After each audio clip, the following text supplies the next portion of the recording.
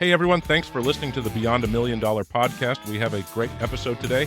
I just got finished talking with two of our coaches here at Consulting for Contractors, Mike Katounas and Rick Holtz. We fielded some questions from contractors just like you, looking to pick our brains a little bit.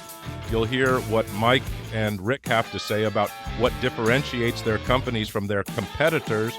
You'll also hear a little bit about our thoughts on team communications and hiring. So with that, let's go for it. My name is Scott Lollar, and I'm a 35-year veteran of the painting industry where I've been part of growing several multi-million-dollar painting companies. I have worn all the hats and have experienced everything you have experienced, are experiencing, or will experience. There is lots of chatter about getting to $1 million, but what very few focus on is what it takes to blast through Death Valley and create the multi-million-dollar company of your dreams. We don't focus on fads, tricks, or shortcuts. We focus on solid foundational business principles and data that deliver results. This is the Consulting for Contractors Beyond $1 Million podcast. So the first one that's come in is, what makes your company different? What is the differentiator as opposed to just saying we do quality or we're insured? Those are features and benefits. Everyone does that. But what do you think makes your company unique, and what do you think the customer thinks makes your company unique? Well, I've heard this question asked on social media maybe more than once. And, you get those typical answers of, well, we do quality work, or we're priced better than others, or we show up on time, that kind of a thing. And it's like, well, who wouldn't say that? So that's not really the question. It's more of like, what do you really do differently than everybody else? And for us at Homeworks Painting, I usually have three things that another contractor that does like one of these, but I don't think they do all three. First thing is we background check all of our staff. Whether that's employees or our subcontractors, we make sure that we've gone through a background check to make sure there's no criminal history or anything there that would make us uncomfortable in having them in anybody's home. We also provide a 6-year warranty. In my area, I don't know anybody who does more than 3 years, and that's even most of the warranties I see in my area are about 1. When you see people's eyes when I tell them a 6-year warranty, their eyes get kind of big. And I've even had a couple of people make remarks that they've mentioned that to my competitors, and the competitors kind of balk at it, or they kind of laugh and will say something like, I guess that company's going to go out of business in the near future. And here we are still. And the other thing we do, which I know some companies around in different parts of the country too, is we do all consultations. They want to change the colors, just have no idea where to start. And so we have an interior designer that is affiliated with Benjamin Moore, one of the local stores here, and we pay her to go out there, but it's kind of under our marketing budget is the way I put it, because it's something that helps us land jobs. And I've had people tell me flat out that they were so grateful for the color consultation and how wonderful it was and helpful it was. So for us, those are our three differentiators that separate us from our competition here. Yeah, interesting. So how do you highlight those three things in your marketing and or your sales process? So you feel like you've listed 3: background check, warranty, and color consultation. So is that something that you're really leaning on in your sales call when you're there, or is there something in your marketing? Tell me how you bring that up, and how do you think it really affects the sales process then? Well, we do have it on our website. So when people look us up, they can see it when they're reading through the website and seeing a little bit more about us. Definitely a sales tactic that we use. The 6-year warranty really comes into play for exterior work. A lot of times I'll see people who they'll say, hey, I'm going to probably sell about 5 years. I just want to paint it now, and then maybe I'll have to paint it one more time before we sell. And I've had that exact conversation a handful of times. And I say to them, well, if you paint it now and you sell in 5 years, you won't have to paint it again because it'll be covered under warranty. As long as it's 2 coats. That's the one thing I do stress. If it's just a 1-coat job that they want to cut down on the cost, then we still give it a 2-year warranty. If they put 2 coats on, we're going to give them that 6-year warranty. And so people really like that idea. And I think it helps us sell more. The color consultation part, I don't push right away. I kind of gauge from the conversation I have. I went out to an estimate earlier today. The lady had her colors figured out. She knew exactly what she wanted. She had samples on the wall and was going and telling me, I want this color. I'm going to use that color. But there are times where I will talk to people and I will say, have you thought about colors? Do you know what, and not trying to nail them down on exact colors, but just trying to get a sense of, are they looking at a lot of colors? And sometimes they'll flat out start with, I don't even know where to start.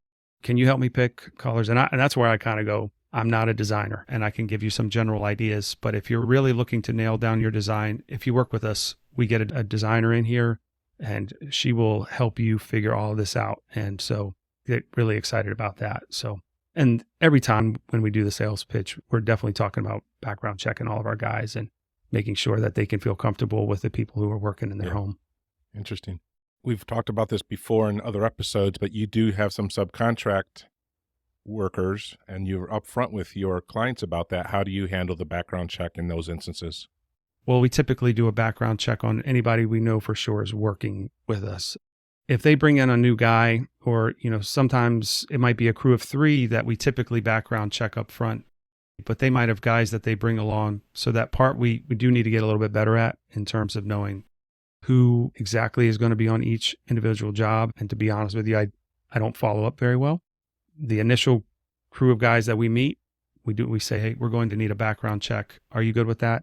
And never had a problem with it. So then we know those guys are checked. It's just doing that follow-up a guy here or there we need to do a better job on. Yeah. So you are background checking your subcontractors just the same? Yeah. Yeah. Nice. Okay. Rick, how about you? What do you think? A little different business. Yes. So tell me what would be yours at H.J. Holtz and Son? Well, what comes to mind is just brand awareness in our market. People know our name. I mean, I'm the 3rd generation in the business. So people know the Holtz name and equate it to quality, great service, customer service, great craftsmanship. And that's kind of hard in our market to really fight. There's not a lot of other paint companies around that are like that. So, I think of several things come to mind, like level of expertise. We've been around for so long. There's not many issues that people could have at their home dealing with painting that we haven't seen. So, we're sort of the expert in our industry. Longevity is another one. Because we've been around for 3 generations, we're not going anywhere. So people tend to trust us more because they're like, if Holtz is going to come and do this job, we're going to pay more money, but they're not going anywhere. So if an issue arises later, we know who to call. We're not struggling to find who is this person that painted for us. Where did they go? That sort of thing. Professionalism, I think going back towards employees, because we do mainly residential work. Like Mike said, he does background checks. We background check employees before we hire them. The other thing we like to stress is employee tenure, because we have employees that have been with us for so long. It by definition just kind of makes people know that, they're getting professionals in our industry. They've been around for a long time. These are not people that are painting while they're in between other jobs and they're not necessarily new. Now we have new people, but we're always going to have someone who's experienced and been with Holtz and knows how we behave and work when we're at someone's home. Because it's different. Working at people's homes, inside and outside, very different than painting a commercial building or any other type of painting job. I think the other thing that I tend to think about is marked vehicles, marked employees. I mean, everybody knows when we're doing a job who everyone works for. And that name is something that we are all are protective of, not just me, but my employees, because that's, they don't want anything to go wrong, because if it hurts our reputation, that hurts their job security. It hurts all of it. So we're all in it together. And I think being branded, having marked vehicles, having uniforms, all that means a lot to homeowners, gives them a peace of mind for sure. I also think that, your 2 companies are in very different markets. One's much older, but I think in addition to Mike at times is working with somewhat of a transient owner because of his proximity to DC. So people that are in government, people that are in military, Pentagon, whatever. So I think sometimes people are hesitant to invest in a lot of money into something that they don't know how long they're going to be there, versus I think Rick's clientele is very stable, just going to be there for a while, more willing to invest, I would think, in their house because it's probably more of a permanent structure for them. I mean, the other thing, we work for multiple generations of the same family, and I don't know if that's very typical across the country. I'm working for grandparents, parents, and grandchildren all in the same family. So it's like, why wouldn't you call Holtz? Yeah. So it's different for sure. Our market. Yeah. Yeah. The other thing I would say, because I know Mike's company, would be the level of communication. I would even go so far as to say over communication is the way we treat our customers, which is it's not really negative. In other words, it's going to say, we're going to communicate with you a lot. And I think that goes a long way because we don't have a lot of that in the service industry. People show up when they want to. They don't really keep you updated. It's one of the things we talk about with our clients is, hey, someone signed an agreement and it's 6 or 8 weeks before you can get to them. How often do they hear from you? I've had that situation where there comes a day where I'm wondering if my contractor's coming or if they remember me or, I just don't know. You just don't know. And so just silence isn't bad. You're still on the schedule, but they don't know. So I think it's another opportunity to touch the customer and say, hey, you are on our thoughts. You are on our schedule. We're looking forward to getting there. And I think that communication, and I know Mike does daily reporting, a lot of communication with the customer. And I think that's also can be something that can be highly valued in today's market. I think communication, like you said, Scott's very important. One of the things I think about and is having people working at your house is knowing when they're coming and going. I mean, I don't know if you've had work done in your house recently. Well, actually, I do know you have. And I mean, I have too in the past year. And I never knew if people were coming, going, were they done for the day? Were they coming back? And as a client, it's hard to relax. It's hard to feel secure when you don't know those things. So I think communication is super important in today's time, for sure. For us, taking that tone from the moment they hang up on their initial call, using the technology we use, You Can Book Me, and it goes into our calendar right then and there. And we have it set up with like 4 different touches before we even walk into their home to do the estimate. And it's one just confirming it right away, another one about 20 minutes later where it's kind of giving them a what to expect from us. Here's some information about us. Here's how you can look us up online and see the reviews that we have. The estimator's what you can expect from your estimator when he or she arrives. And then we do a 2-day before email and then 1 day before message. And I've gotten comments in the past about, wow, you guys really make sure you reach out to us. And I always check. I'm like, is that a little too much? And I haven't had any pushback in that way. Then it's the kind of comments where they'll say, you must do that for a certain reason. Like, yeah, we want to make sure we're coming and that we've communicated with you. And if anything changes, we're going to make sure we contact you right away. So, and it goes from there. So as someone who's also had work in my home done in this last year and dealing with a contractor who would like text me like 2 hours before on a Friday afternoon saying, hey, we're going to come by around 6:00. And I'm like, no, you're not. I got to go. I'm not. I'm like, you've got to give me more notice than that. And, a lot of my clients, they are parents and I've got sports after work. I've got things with my son and my daughter, whether it's events or games or practices. And I can't just be sitting at home waiting for the guys to show up. So having that communication is vital.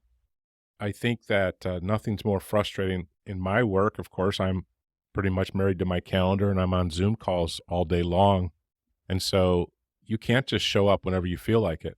And it happens all the time. Landscapers, tree people, there's no commitment. And then they knock on your door and ask you what they're doing. One of the things we used to be clear about is you don't have to manage our team. We're going to manage our team. That's why you hired us.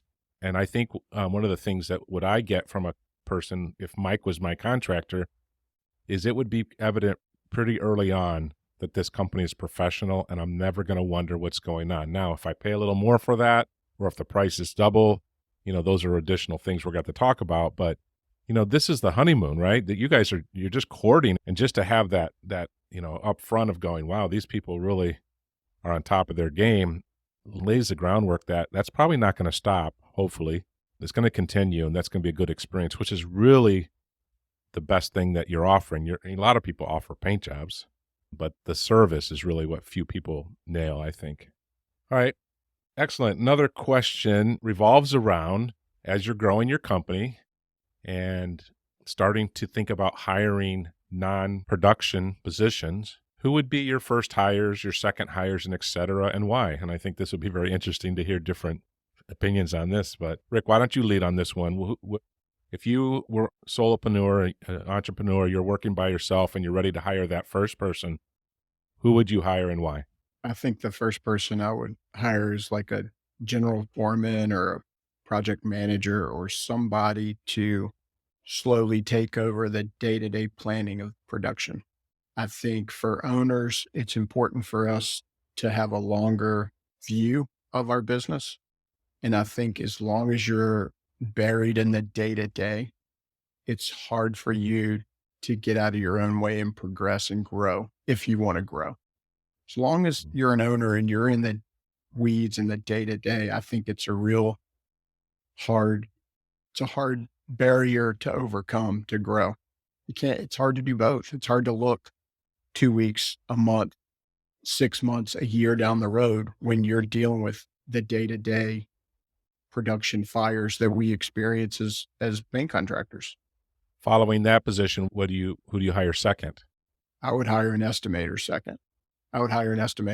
Yeah, because I think if you want to grow your business, you've got to get out of those two main functions. And I think sales and production are two real important things. And to grow, you've got to be able to hand some of that off so you can really be more strategic about your business. And for sure. Yeah. Mike, how about you? So for me, the way I'm going to answer the question is more in general, and then I'll get specific, is the first thing I would do is hire for what you're not good at. And, my first 5 years, I was everything but the painter. I was fortunate that when I started in 2005, I came out the gates with 2 painters doing hourly work, and I was project managing and answering calls and doing all my QuickBooks and accounting and all that stuff. And so about 5 or 6 years into it, I brought my sister-in-law in to be my office manager. The one thing that was always hard is when you're in the middle of an appointment and your phone rings, you can't answer it. Because if you do, you could lose that sale just off of that. And because you're now making that customer a second fiddle to your phone ringing. And so, and especially this was right as we were starting to take off. And instead of getting, a couple of calls a day, I was getting more than 10 calls per day.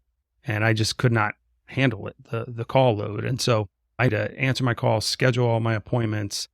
And I figured since I was doing both sales and project management, I could continue to do both of these roles until we grew a little bit more. As we did grow, the next position I had initially thought about hiring was a salesperson because we were getting so many calls and we were turning people away. But as I thought about it a little bit more, it was, okay, what am I really good at and what am I not so good at? And sales was my stronger position. And so it was like, don't give that up and hand over the project management side of it, because that's something I don't really like a whole lot of. And so after having an established office manager, the next thing for me was the project manager to manage the day-to-day jobs, kind of like Rick was talking about. Well, we are about halfway through this episode of the Beyond $1 Million podcast from Consulting for Contractors, and we still have some great content left for you. Before we get to that, though, I wanted to let you know about some resources that are available to you via the show notes. You'll find links to our website, social media outlets, and highlights of this show. You'll even be able to schedule a discovery call with Scott and our team to find out how Consulting for Contractors can help your contracting business. It's very low pressure. We'll ask you just a couple questions, see what your current situation is, and then get you started toward the contracting business of your dreams. The best part about it, it's completely free. So just click on the link in the show notes, or you can visit our website at www.consulting4contractors.com and reach out to us there. Again, that website is www.consulting4contractors.com. Now here's the remainder of the show. I agree with those. And the one thing I would also say is if someone asked me that question straight up, I would say, what's your superpower? Now, most people that start a business have some amount of sales acumen. Like they typically are the person that gets the job sold. And so that would be typically a pretty dangerous first position because you're probably that person. You're the face of the business at this point. Without question, you've hired some painters. So like Mike said, you're not the production person, but to step away from the sales would be very precarious, in my opinion, unless you're no good at it. I've seen some people that are sufficient, but it's not their superpower. So I'd be okay if that person wanted to be the project manager in the weeds, like Rick said. I guess I could be okay with it, but I do appreciate Rick's comment, which is you got to get your eyes up on the horizon if you're going to lead a business and grow it. You can't just have your nose down, is what I heard him say. Yeah. The hard thing, though, as I sit here and reflect on my career, is I said to do that, but it's difficult because people know Homeworks Painting as Mike. People know HJ Holtz and Son as Rick. And then if they don't see Rick on the job when the job's getting done, is this job going to be a good job? Is Holtz doing the quality work that they did when Rick would come around and check on things? Or are they getting the job they got when Mike would come around? So it's not as easy as we make it sound. You're going to have clients that are going to want you to come by there and they need to see your face. So it's still a struggle sometimes, and it's not that easy. So maybe some people might say, well, hiring an estimator is easier because I can send somebody new. These are new clients mostly. A lot of times my legacy clients I take care of. So maybe growing the business and estimator would be a good route for you. It can be different. I don't think there's a right or wrong answer, I guess. And I think there's challenges with both for sure. Yeah. My biggest challenge as we were growing would be repeat clients who were used to seeing me sell to them and stop by on the job to not seeing me and getting those emails or phone calls saying, hey, I thought Mike was going to come by. I thought Mike was going to be the one doing the estimate on this, or I thought Mike was going to be the one to check in on the guys. And I mean, that went on for a while, and that was hard. And so that part, and you're scared of like letting that go because you hand that off to somebody and you got to realize they're going to make mistakes. So you're going to have a repeat client who doesn't hire you. And maybe there was just something about the sales guy that just wasn't you. Let's face it, a lot of people don't like change. And so when they cross that barrier and decided to go with you and you're not the one coming in their house, it's hard for some people to swallow that. So that took me a little bit to get used to that. And you can't, we all know you can't grow without pain. So there's going to be a level of pain. It's maybe measuring what's going to be the best thing for the business in the long run. And you just got to get through it. And you got through it, and so did I. It's hard. I do think this is where communication comes in. I think about it as a dance, a waltz. If you do not tell a customer how the dance is going to go, then it would give them a chance to tell you or be confused. So I think the handoff and the confidence, I think we've all been there where you're an estimate and, even when you were faking it, you had changed into a nice polo and you're wearing, a nice pair of khakis. And they're saying, now, are you the one going to do this paint job? And you're like, there's no way I'm doing it. No, I'm not. But, what do you say? I used to kind of make a little bit of a joke about it. Like, no, we have some people way better than me, or, say whatever you're going to say. But the idea, they're asking a question for a reason. They're saying, you handing me off to some, that you don't know, or how is this going to work? And I think the idea of, honoring the question, hey, fair question, here's what we do. And Rick set up, pretty nicely. I mean, he would have this would tee up beautifully for him is we have our average worker's been with us 23 years and blah, blah, blah. He'd have a great answer for that. And the same thing happens when they sign, to hand them off to the operations department and say, hey, now you're in my department. My goal is to have you offer you a great experience. This is how we're going to do it. This is the next steps. Here's my number, here's my email, and my goal is that you have a great experience. Anytime you're not, let me know. So I think those things can be overcome with confidence and just letting the people know this is how this happens. And I personally am a little bit more attracted to a professional organization than a owner operator because I just I'm glad for them to have a bigger organization and just be more dependable. I don't want the sloppiness that I correlate with a mom and pop type of shop. So that's just me, but that's what I think. Well, in today's time where customers expect more, quicker communication, quicker jobs, everything quicker, I think we all feel personally the stress of just daily life in 2023. I'd much rather have an organization taking care of me that's well orchestrated than one individual because we feel the stress in our own lives with all the things we have to handle, personal, business, professional, all that. So you're right. Setting the expectation up front and showing that you have an organization that's there to follow through on those expectations and take care of that client is key. I would tell the exact same joke that you did. People would ask me, well, are you the one who's going to come out here and do it? And I'd go, I'm the last person you want coming out here to do it. These guys, they do it every single day. I'm out on the road trying to sell and manage this business. I'm out of practice and I know everything in my head, what needs to be done, but these guys do it more accurately, more precise and faster than I would. So, trust me, you don't want me doing it. And I also back that up with, look, I'm not just going to bring any guy off of the street to come in and paint your house because this is my reputation on the line here. I understand the world we live in today where people can go online and write bad stuff about you in a heartbeat. And so I make sure that they understand that they're going to get good quality pros coming into their home. All right. So the question that we have received is, do you work with general contractors at all? And if so, how do you determine which ones and how do you qualify them and all that? And in addition, do you work with designers? How do you find them, vet them? What are some of the nuances of that? The idea here is finding people that can give you work throughout the year instead of just a one-off job and see you in 5 years. So either one of you have feedback on that question? I have a lot. Well, I mean, Go for it. the good, the bad, the ugly. Well, when I started out in business with my dad, he had a great relationship with interior designers, or as he called them, interior decorators back then. But he only had 6 employees. So he only had a few designers that he worked with because he just couldn't work for a lot more.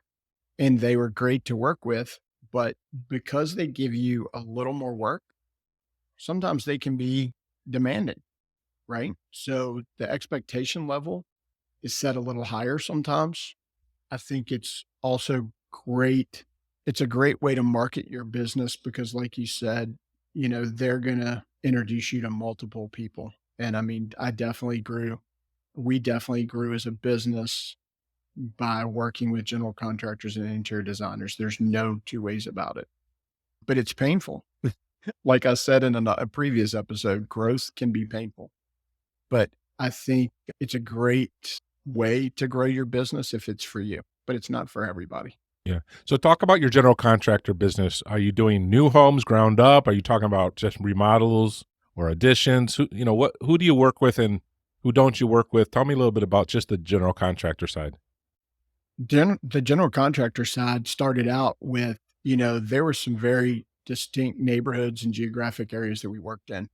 And these people are constantly working on their house. They're constantly renovating. They're constantly adding on. And I was like, why are we not painting for these people when this project happens? And I just figured if this was the area that we worked in, I wanted to be painting for the end user, which is the homeowner, no matter what their painting needs are. So if there's a general contractor, they're doing work and they need painting, I wanted to try to get that business because I wanted the client for the long-term relationship, the end client. And so that's how we started working for general contractors. So most of what we did was renovation work, not a lot of new work, but every now and then you'd see a new house in our area. And, if it was a client that we worked for before, or if it was, we're working down the street, I think it makes sense for us to try to compete for that type of job because it's like, what would we say? Market saturation. You want to saturate your market. So how did you pursue those relationships? Just knocked on doors, called people. You did. Yeah. Called them and said, hey, we're painters. Love to do some work for you. Yeah. I was hungry.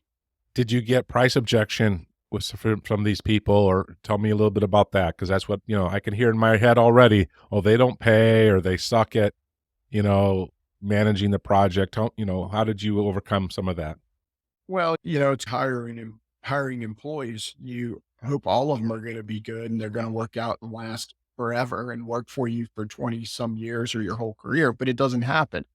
And I think working with general contractors and designers are the same. Sometimes you negotiate a job because you want it or you need it to pay the bills, and you start working for these people. And then 15 years later, you're still working for that general contractor because they respect you, you respect them, you're part of their team. Mm-hmm. Then you work for other designers and general contractors, and you realize that you are just a subcontractor helping them get a job done. Interesting. It's two totally different mindsets, and you've got to be willing to walk away from those. Now, the challenge is to not expose your company to the extent where they can hurt you. So I recommend small. I recommend not doing, if you're going to go out on a limb and work for a new designer, a new decorator, or a new general contractor, I wouldn't do it on a huge job, especially if you don't have the manpower. If it's going to take 80% of your resources, I don't think that's a good idea. If it's going to take 20% of your resources, sure, because you got 80% somewhere else doing your bread and butter. Do you ever have a challenge with payment schedules with that type of client in the past, or when you were younger or newer? Has that ever been an issue for you, or you always had loads of cash and it was irrelevant? No, I mean, there's general contractors and interior designers. Yeah, you find the ones that are going to pay you when you send them an invoice because they value you. You're part of their team, like I said before. The others, 30 days, 45 days, you're calling, they're ghosting you. You're like, what's going on here? Do I really need to work for these people anymore? No. Now, you weigh into consideration, is the end user a client of mine? And sometimes you have to just deal with these payment schedules and these general contractors because it's a good client of yours and they wanted you to be on the job. Yeah. And sometimes those turn into good relationships with this designer or builder or contractor that you didn't know and you didn't work with before. I also think I've seen people do this where they get too heavy into someone that has a little bit of a longer payment schedule, a GC or commercial work. It's okay to do it, but it can't be 100%. If you can't cash flow that, then you're going to need to make sure you are careful about how much of that you're doing at any given time, and use your residential, small residential, whatever, to cash flow it, because you can get strung out if you're not careful. Yeah. And it's also hard. The other thing about general contractors specifically is if the electrician's not on the job, the plumber's not on the job, or the flooring contractor's not on the job, but they need something to happen, something visible, who do you think they're going to call? Yeah, right. You. So you've got to, be disciplined enough to know how to say no and work on jobs when it makes sense for you, and not always just to make them look good. Yeah. And make a client feel like something's going on. Because it's easy to call the painter, oh, come putty some holes in caulk, come prime. Yeah. Well, we don't have any colors for the job yet. Well, you can just come prime, just anything, just so it looks like somebody's doing something. Right. Well, you can eat up a profit really fast doing that. Yeah. And that's the same thing we used to do. Is they tell you it was ready. Drywall is ready. And I said, okay, sounds good. I would never send a manpower there until I put eyes on it, because, well, actually it's not ready. They actually aren't sanded out, or it's too humid. It won't dry. There's all these excuses. And if you had sent people there, they would have been, standing around. So it frustrates the GC. You're right. They just want bodies there because they're behind schedule. Customer's a little irritated, and now it's your problem. And you do have to manage that, and it can be managed. Mike, in previous episode, the very first episode, you talked in your story, you started this business working for home builders, and then my recollection is at some point you found out that was not a good path, and you eliminated all of those people. Is that the same case today? Well, yeah, actually, before I started the business, I was working in new construction, and realized this was not the pathway to go. I had some GC, not nearly as much as Rick. And for me, it's a struggle because as a business owner, control is a big thing for me. And when you're doing work for a GC, you're on their timeline. And I actually just dealt with this for the last couple of weeks. We've been painting some cabinets for a customer of ours, and she's had a general contractor working in the home doing some things sort of related to the kitchen and some things not related to the kitchen. And twice showed up, she looks at my guys and goes, the contractor was going to be here today. I can't really have you work here. And so we've had to scramble and, find the guys another place to go out. But that's been my one big hang up, is it would just mess with my way too much. And so I'm interested in hearing how Rick handles those types of. Yeah, Rick, how do you handle the scheduling, or what is your approach in your company to avoid what Mike just said as far as Well, we've started doing exactly what you said. We've started going to jobs that are construction and renovation jobs and putting our eyes on it. And luckily, we have the staff that can go out and check these jobs and make sure ahead of time before we send labor there, because it'll eat you alive. We have a pretty good wallpaper department in our residential wallpaper. And I feel like we are really heavy in renovation and construction jobs with them. And they've said it's ready, and we've sent installers to houses that dust is everywhere. There's no running water in the house. You can't hang wallpaper when that's when the environment is that way. So we've gotten burned enough and wasted enough time that we look at these jobs beforehand. Just like you said, we're not coming until we check the drywall, or we make sure there's not 6 trades in the same room we're going to be in, because it's, especially in this market where everybody only has a certain amount of resources, you just can't afford to waste them. And I do a lot of commercial training and did a lot of work in the commercial segment. And, the rework was a joke. So we would actually get to the point where we would prime drywall and put a first coat of color on it and walk away from it before the ceiling grid was installed, before the baseboard was installed, before the carpet's installed. And we'd say, call us when you're completely done with everything. Because, then you could just, run some loose tape on the baseboard. You could roll it up on the wall even a bit. You got an easy cut, and nobody's in your way. So yeah, does it take you a little more time? Yeah, sure it does, because you didn't expect that you were going to mass baseboard in a commercial setting, but you're the last person through. And we used to just do it that way, and it worked out, because then you have less rework. And, as long as you're, telling the contractor how it's going to go, and they give you a chance to do it your way, it works out best. Rick, you do a lot of designer work. Is that similar to general contractors? Different? What's different about it, and how did you build that side of your business? I feel like working for designers is better, for sure, because a lot of times you are the main person in the space doing the work. It's not a lot of plumbers. It's not electricians. It's not all that. You're going in to execute a color change, maybe hang wallpaper, paint trim, that sort of thing. And I feel like designers, I just feel like we've had better luck with them because it's a more controlled environment, a more controlled playing field, so to speak.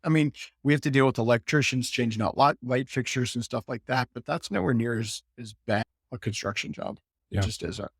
Do you find them to be high maintenance, though? That would be sort of the stigma, right? They're very picky, and they're controlling, or they're, demanding. Would you say those are truths, or not so much? Not in today's day and age, no. I feel like our design partners are much more, we're team oriented. We're on the same team. Everybody makes bad decisions. And, a designer that gives you a lot of work, they pick the wrong color. It looks terrible. The client hates it. We'll go in and help them out. Mm-hmm. And I feel like that give and take speaks volumes for the relationship, because it is about a relationship. Is it ever perfect? No relationships are, but I do feel like for us in our market, that our designer based work has been really beneficial for us. Mike, you do any designer work at all, or is that something that you think you would like to do more of? I definitely think we could do more of it because I think we could definitely fill a void there. I think we've got the guys who can handle it. I've done a little bit in the past, probably because of my hard-headedness. I've not pursued it. Just like what Rick said, designers can be tricky sometimes, but if you have a good relationship, they'll keep feeding you more and more work, and that's usually a high-end client right there. So I think we're all aiming for that kind of work. So it's definitely something that's on my radar to pick up more of here in the future. Yeah. Now, Rick, is it part of your business to work at expanding that, or do you guys have a process that you're trying to add designers, or what do you do to nurture those relationships for those that don't do anything in that space? I mean, we're always trying to grow our designer business and get involved with more designers. We've expanded our carpentry division because of that. A lot of contractors don't want to add crown molding in a couple rooms. They don't want to add a bookcase in a family room. So we've started trying to fill that void, which a lot of times will get us the paint job.